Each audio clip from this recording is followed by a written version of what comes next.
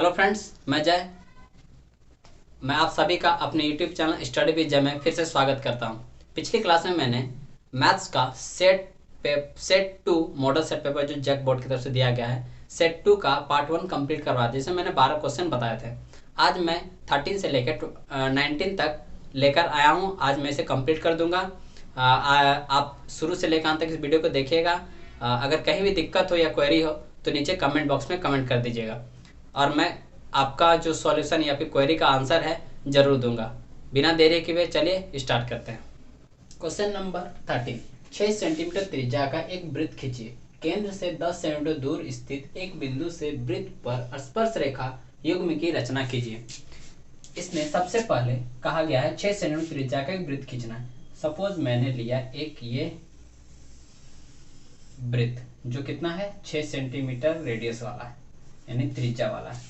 अब कहा है केंद्र से ही 10 सेंटीमीटर दूर स्थित एक बिंदु से वृत्त पर स्पर्श रेखा खींचे, यानी कि सपोज मैंने लिया यहाँ पे एक पॉइंट है जो कितना है, सेंटर से कितना है, केंद्र से 10 सेंटीमीटर दूरी पर है। यहीं से टेंजेंट खींचना यानी कि स्पर्श रेखा खींचना इस वृत्त पे। तो इसके लिए सबसे पहले क्या करना होगा, ये जो 10 सेंटीमीटर का त्रिज्या है, यानी ये 10 सेंटीमीटर दूर स्थित जो केंद्र से एक डिस्टेंस है, यहाँ से क्या करना है, सबसे पहले 10 सेंटीमीटर को इक्वल पार्ट्स में डिवाइड करना है। इसके लिए क्या करते हैं, इसका आधा होता है 5। तो स्केल जो होता है, स्केल जो भी होता है, स्केल पे हम 5 सेंटीमीटर से ज़्यादा लेकर क्या करेंगे, इस पॉइंट पे रखेंगे। सपोज मैंने 6 सेंटीमीटर का लिया, यहाँ पे रख के एक यहाँ कट करेंगे, एक नीचे भी कट करेंगे। फिर इसी पॉइंट पर रख के 6 सेंटीमीटर वाला ही एक इधर कट करेंगे, एक इधर कट करेंगे, और इस पॉइंट को क्या करेंगे, हम इस तरह मिला देंगे। जब मिलाएंगे तो ये क्या होगा, इक्वल पार्ट्स में डिवाइड हो जाएगा, यानी ये 5 सेंटीमीटर का, ये 5 सेंटीमीटर का। अब यहाँ पे क्या करेंगे, इस पॉइंट को मेजर कर लेंगे 5 सेंटीमीटर पे, और यहाँ पे क्या करेंगे, एक सर्कल बना देंगे। सपोज मैंने बनाया ये, ठीक है। अब क्या करना है, इस पॉइंट से इस पॉइंट पे जहाँ कट हुआ है, यहाँ से इसे क्या करेंगे, मिला देंगे। यही हो गया हमारा स्पर्श रेखा यानी कि टेंजेंट, ठीक है। अब चलते हैं नेक्स्ट क्वेश्चन की ओर। Question number 14। एक पासे को एक बार फेंका जाता है, निम्नलिखित को प्राप्त करने की प्रायिकता क्या है। 5 से बड़ी एक संख्या।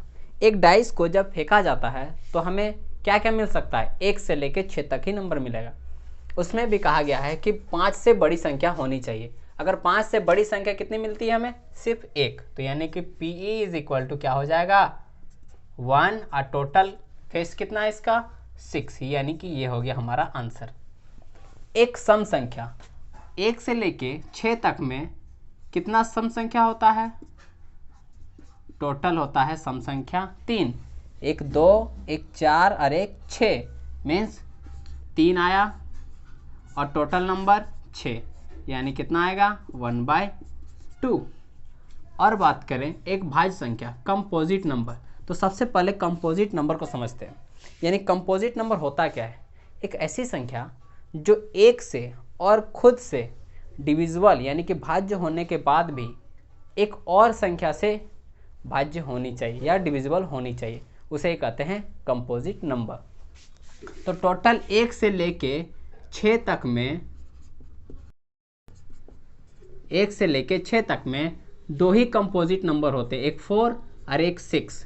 क्यों, क्योंकि अगर 4 की बात करें तो 1 से जाता है, 4 से जाता है, और एक एक्स्ट्रा नंबर 2 से भी डिविजिबल होता है, इसलिए ये कंपोजिट नंबर है। तो यानी कि PE is equal to total कितना कंपोजिट नंबर, एक 4 एक 6, यानी कि 2 ही हैं, और टोटल कितना नंबर्स है, 6, यानी कि 3, यानी कि 1/3 आंसर। अब चलते हैं नेक्स्ट क्वेश्चन की ओर। Question number 15। एक मीनार के पाद बिंदु से एक भवन के शिखर का उन्नयन कोण 30 डिग्री है, और भवन के पाद बिंदु से मीनार के शिखर का उन्नयन कोण 60 डिग्री है। यदि मीनार की ऊंचाई 50 मीटर हो तो भवन की ऊंचाई ज्ञात कीजिए। क्वेश्चन में कहा गया एक मीनार है और एक भवन है, तो सबसे बड़ा मीनार होगा। तो भवन को सपोज मैंने ये बना दिया भवन, ठीक, A एंड B। एक क्या कहा है, मीनार भी है, यानी मीनार भवन से ऊंचा होना चाहिए। तो मैंने बना दिया सपोज ये मेरा C और ये मेरा D, ये मीनार है। अब कहा है कि मीनार के पाद बिंदु से यानी कि फुट से, मीनार के फुट से भवन के शिखर का उन्नयन कोण, भवन के शिखर का उन्नयन कोण कितना है? 30 डिग्री है ये। अब आगे कहा है कि भवन के पाद बिंदु से, यानी कि ये भवन था मेरा, ये भवन के पाद बिंदु मीन्स इसके फुट से मीनार के शिखर का उन्नयन कोण 60 डिग्री है। हाइट एंड डिस्टेंस में अगर आपने फिगर ड्रॉ कर लिया तो आसानी से क्वेश्चन बन जाता है।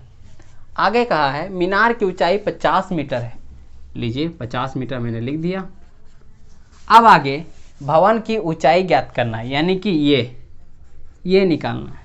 तो ये निकालने के लिए सबसे पहले आप लिखेंगे स्टेटमेंट में कि AB भवन की ऊंचाई है, CD मीनार की ऊंचाई है और भवन के पाद बिंदु से मीनार के शिखर का उन्नयन कोण 60 डिग्री है और इसका 30 डिग्री है। अब आगे ट्रायंगल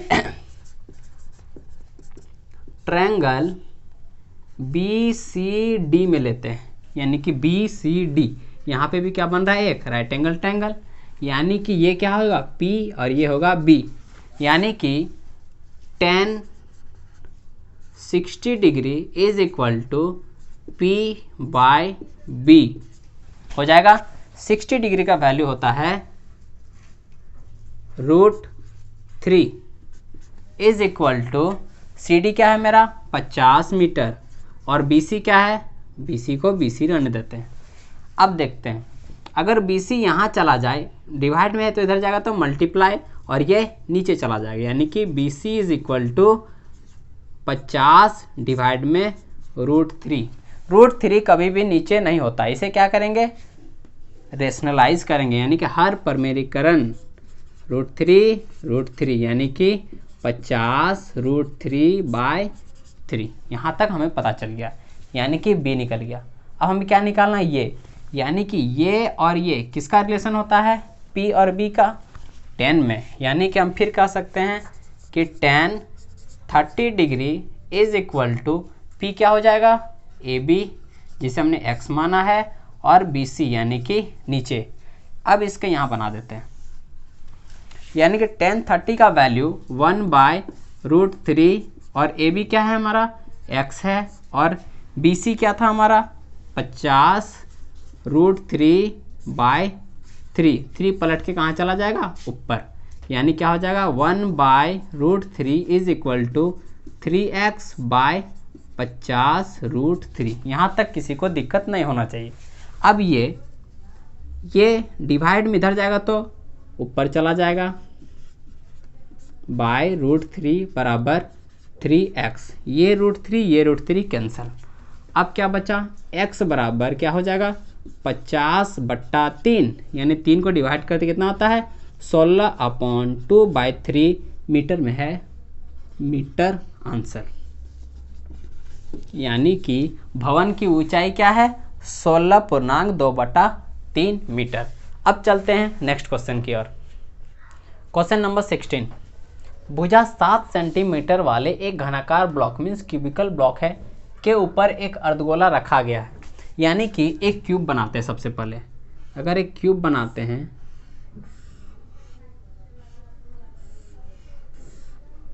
ये हमारा हो गया क्यूब। इस क्यूब के ऊपर क्या रखा गया? एक अर्धगोला यानी हेमीस्फीयर रखा गया, यानी हम बोल सकते हैं ये इस तरह रखा गया। ये अर्धगोला हमने रख दिया। आगे अर्धगोले का अधिकतम व्यास क्या हो सकता है? इसका मैक्सिमम जो डायमीटर है वो क्या हो सकता है? इसका एक साइड ही तो हो सकता है, यहाँ से लेके यहाँ तक ये व्यास होगा अधिकतम।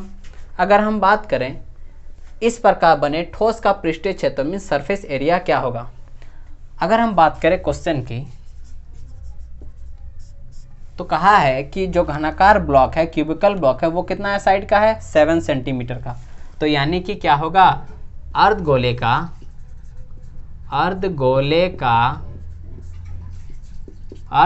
का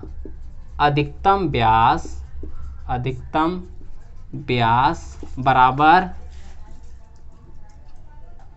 घनाकार ब्लॉक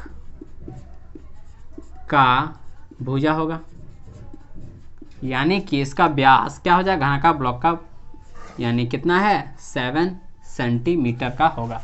अब आगे कहा है कि पृष्ठीय क्षेत्रफल क्या होगा, पृष्ठीय क्षेत्रफल यानी सरफेस एरिया क्या होगा। सबसे पहले यहाँ दो शेप है, एक घन है यानी क्यूब है और एक हेमिस्फीयर है, तो दोनों का हम क्या लगाएंगे, पृष्ठीय क्षेत्रफल यानी सरफेस एरिया लगाएंगे। तो घन का क्या होता है 6a² होता है, प्लस हेमिस्फीयर का क्या होता है 2πr², साथ में एक माइनस होगा πr²। अब πr² हमने माइनस क्यों किया, अगर इस शेप की बात करें तो अगर हमने ये इस क्यूब है, सपोज मैंने माना ये क्यूब है, इसके ऊपर कुछ रख दिया तो ये जो इसका सरफेस है ये नीचे वाला ये भी जगह ले रहा है और मेरा जो ये सरफेस था ये भी जगह ले रहा है, इसलिए वो जगह 2 बार काउंट होता है। इसलिए यहाँ पे हमने क्या किया, इसे क्या कर दिया, माइनस कर दिया, तो -πr²। अब आगे यहाँ पे क्या बचेगा 6a² प्लस πr², 2π से 1π घट जाएगा तो πr²।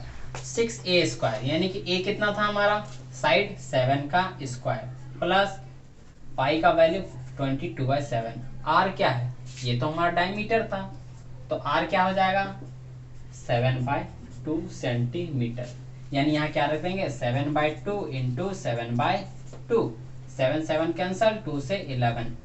अब अगर इसको मल्टीप्लाई करें तो 49, 7 का स्क्वायर प्लस 77/2, इधर बना देते हैं, 6 को इससे मल्टीप्लाई करते हैं तो 6 9 जा 9 छक्के 54, बचा 5, 6 चौके 24, 5 29, प्लस 2 से डिवाइड करते हैं तो 2 3 जा 6, बचा 1 18, 2 9 जा 2 8 जा 2 8 जा 16, बचा 1 यानी कि 5। अब इसे जोड़ते हैं 8 4 12, 9 3 12, 1 13, यहाँ पे बचा 3.5 सेंटीमीटर स्क्वायर। ये हो गया हमारा आंसर। अब चलते हैं नेक्स्ट क्वेश्चन की ओर। क्वेश्चन नंबर 17, एक जूस बेचने वाला अपने ग्राहकों को चित्र में दिखाए गए गिलासों से दूध देता था। बेलनाकार गिलास का आंतरिक व्यास 5 सेंटीमीटर का था, यानी कि इस तरह का एक गिलास था जो क्या करता है उसमें जूस देता था। आंतरिक व्यास 5 सेंटीमीटर, यानी कि हम इसकी बात करें आंतरिक अंदर की तो कितना था, डायमीटर मेरा दिया हुआ था 5 सेंटीमीटर, तो r क्या हो जाएगा 5/2 सेंटीमीटर। ठीक है, आगे कहा कि गिलास के निचले आधार में एक उभरा हुआ अर्धगोला था, मींस जूस बेचने वाला जूस चोरी कर रहा था। अब आगे कहा जिससे गिलास की धारिता कम हो जाती थी यदि गिलास की ऊंचाई 10 सेंटीमीटर की थी, यानी गिलास का हाइट कितना है 10 सेंटीमीटर का है। तो आगे कहा है तो गिलास का वास्तविक धारिता ज्ञात कीजिए, यानी कि सबसे पहले r हमें निकलने हमारे पास है 5/2 सेंटीमीटर, h हमारे पास है 10 सेंटीमीटर, 10 सेंटीमीटर। ठीक है, अगर हमें इसका एक्चुअल धारिता निकालना होगा तो सबसे पहले ये जो बेलन है यानी सिलेंड्रिकल शेप है इसमें हमें हेमिस्फीयर का क्या हटाना होगा, वॉल्यूम हटाना होगा, यानी कि वास्तविक धारिता क्या होगा, वास्तविक धारिता क्या होगा, बेलन का आयतन यानी कि πr²h माइनस 1/2/3 πr³। ठीक है, यहाँ पे क्या कॉमन आ सकता है, ये πr कॉमन आ सकता है, हम ले लेते हैं πr² कॉमन, तो बचा इसके पास h माइनस 2/3r, यहाँ तक कोई दिक्कत नहीं होना चाहिए। आगे पाई का वैल्यू हम 22/7 रख रहे हैं, वैसे बुक में आपका 3.14 दिया गया है, हम यहाँ 22/7 लेकर चल रहे हैं। r क्या होगा 5/2, ठीक है, इंटू 5/2, h कितना था हमारा 10 माइनस 2/3, r कितना था हमारे पास 5/2, यहाँ तक कोई दिक्कत नहीं होना चाहिए। अब कुछ कटता है तो काट लेते हैं, 2 से काटे से 11 टाइम में यानी कि 11 इंटू 25 डिवाइड बाय 14, 7 टू जा 14। अब यहाँ पे इसे करते हैं तो 2 2 कैंसल, अंदर में सॉल्व करें तो 10/1 माइनस 5/3। ठीक है, अब आगे इसे मल्टीप्लाई करते हैं। 11 5 जा 55, बचा 5, 11 2 जा 22, 22 5 27/14 इंटू एलसीएम लेते हैं तो यहाँ 3 आता है, यानी कि 30 माइनस 5। ठीक है, अब आगे यहाँ सॉल्व करते हैं। 275 डिवाइड बाय 14 इंटू इस 30 में 5 जाएगा तो 25 बाय में 3। ठीक है, अब इसे क्या करते हैं, मल्टीप्लाई कर लेते हैं। यानी कि 25 पंचे 125, बचा हमारे पास 12, 25 सत्ते 175, 175 12 87, बचा 18, 25 दूना 50, 50 18, 50 18 68। ठीक है, अब 14 3 जा 42। अब इसे डिवाइड कर देते हैं। 42 डिवाइड 68 7 5, 1 बार में 42, बचा 6 2 7। अब इसे कितना बार में जाएगा, 6, 6 दूना 12, 6 चौके 24, 24 और 1 25, यानी कि 5 1 खत्म 5। ये कितना बार में जाएगा, 4 3, 3 से 6 12, यानी कि ये 9 2 खत्म। पॉइंट लगा तो यहाँ एक 0, कितना टाइम में जाएगा, ये जाना चाहिए आई थिंक 6 बार में। 6 दूना 12, 6 24 24 और 1 25, यानी कि 8, यहाँ कितना बचा 8 3 38। अब कितना बार में जाएगा, 9 9 9 बार में। 9 दूना 18, 9 चौके 36, 36 और 2 36 और 1 37, यानी कि ये आ रहा है हमारा आंसर 163.69 सेंटीमीटर क्यूब आंसर। अब चलते हैं नेक्स्ट क्वेश्चन की ओर। पिछले वाले सवाल में आंसर पॉइंट के बाद नहीं आया होगा, वहाँ पे अगर आप 22/7 के जगह पे 3.14 लेते हैं तो वहाँ पे आंसर आपका आ जाएगा। बट क्वेश्चन में 3.14 वैल्यू पुट करने को लिए कहा ही नहीं था, इसलिए मैंने 22/7 यूज किया था। अब चलते हैं नेक्स्ट क्वेश्चन की ओर। 18 माध्य ज्ञात करना है। माध्य में क्लास इंटरवल दिया गया है और फ्रीक्वेंसी भी दिया गया है। हमें और एक चीज चाहिए होता है, और क्या होता है वो, एक्स आई। यानी एक्स आई कैसे निकलता है, ये निम्न सीमा प्लस अपर सीमा, यानी इन दोनों को जोड़ के 2 से डिवाइड करते हैं, यानी 0 + 20 20 20 को 2 से डिवाइड करते हैं तो 10। अब यहाँ पे देखते हैं 20 20 का गैप है तो 20 20 बढ़ा देते हैं, यानी यहाँ पे आएगा 30, यहाँ पे आएगा 50, यहाँ पे आएगा 70, यहाँ पे आएगा 90। ठीक है, अब यहाँ पे फ्रीक्वेंसी को जोड़ लेते हैं। 8 7 15, 15 2 17, 17 4 21, 21 9 30, बचा 3, 3 और 1 4, 4 2 6, 6 3 9, 9 2 11, 11 2 11 1 12। ठीक है, ये समेशन एफ आई है। अब आगे माध्य निकालने के लिए हमें क्या निकालना होता है, F I and X I. F I X I मतलब ये मल्टीप्लाई में। अब 17 को 10 से मल्टीप्लाई करते हैं तो यहाँ आता है 170।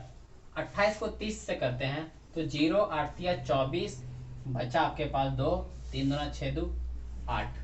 इससे करते हैं तो 0 5 दूना 10, 5 से 15 1 16। इसे करते हैं तो 0 7 चौक 28, बचा 2 7 16, यानी 19 नवा 1 त्रियाल से बचा 0। अब इसको सम कर देते हैं, कितना आएगा 0 0 0 0 0 0, 8 और 1 9, 9 4 13, 13 7 20, बचा 2, 7 6 13, 13 6 13 6 19, 8 27 1 28, 28 और 2 बचा 30, बचा 3, 3 और 1 4 5 6, यानी कि इतना। यानी कि माध्य बराबर क्या होता है, माध्य बराबर होता है summation F I X I by summation F I. कितना है 6000 डिवाइड एफ आई कितना था 120, यानी 120 रख देंगे, कट गया 12 से 50। ये हमारा हो गया आंसर। अब चलते हैं नेक्स्ट क्वेश्चन की ओर। क्वेश्चन नंबर 19, माध्यिका यानी मीडियन ज्ञात करना है, जिसमें क्लास इंटरवल यानी वर्ग अंतराल दिया हुआ है, बारंबारता भी दिया हुआ है।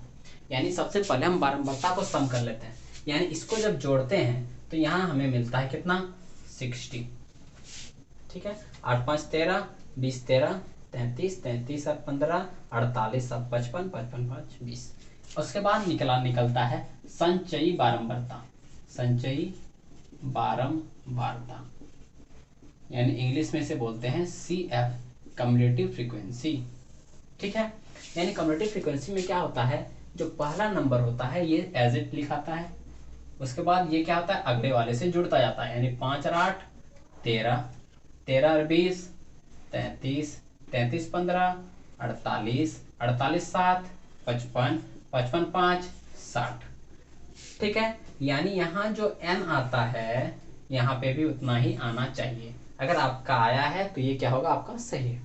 अब माध्यिका का फॉर्मूला होता है, माध्यिका मीन्स मीडियन, मीडियन क्या होता है L plus n/2 minus CF divide में F इंटू H। L क्या होता है, सबसे पहले यहाँ पे n/2 निकालना होता है, तो n/2 अगर हम निकालते हैं तो क्या आता है 60 डिवाइड बाई 2 मतलब 30।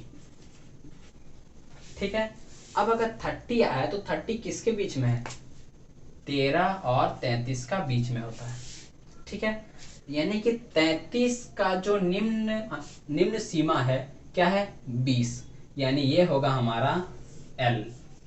ठीक है, इसका जिसका निम्न सीमा लिया है उसी का फ्रीक्वेंसी क्या होता है F होता है।